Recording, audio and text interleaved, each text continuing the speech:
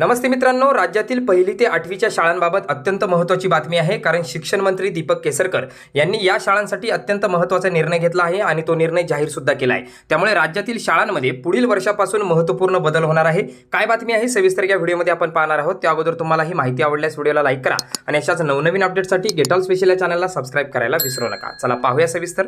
शिक्षकांच्या 50% जागा भरू शिक्षण मंत्री केसरकर यांचे आवाहन. तर पाठ्यपुस्तकांमध्येच वह्या मिळणार. शाळांमध्ये शिक्षकांची कमतरता लक्षात घेऊन रिक्त पदांपैकी 50% शिक्षकांची पदे भरण्यात येणार असून अतिरिक्त शिक्षकांचे समायोजन करण्यास प्राधान्य देण्यात येणार आहे, असे आश्वासन शालेय शिक्षण मंत्री दीपक केसरकर यांनी बुधवारी दिले. वर्गात शिक्षकांचे छायाचित्र लावण्याऐवजी शाळेतील शिक्षकांच्या परिचय फलकावर शिक्षकांचे छोट्या आकाराचे छायाचित्र लावण्यात येईल, अशी माहितीही त्यांनी दिली.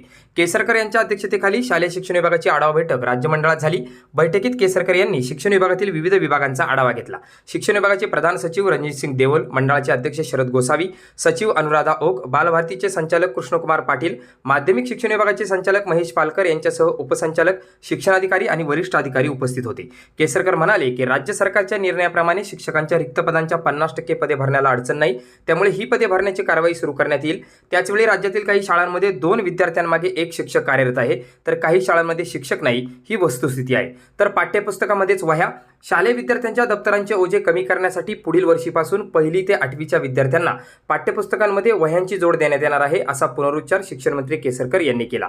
एका इयत्तेला 3 पाठ्यपुस्तके देण्यात येणार आहेत. या पाठ्यपुस्तकांमध्ये धडा संपला की काही कोरी पाने देण्यात येतील. विद्यार्थ्यांना या पानांचा उपयोग वहीसारखा करता येणार आहे, त्यामुळे विद्यार्थ्यांना शाळेमध्ये वेगळ्या वह्या आणण्याची गरज भासणार नाही, असेही केसरकर यांनी सांगितले आहे.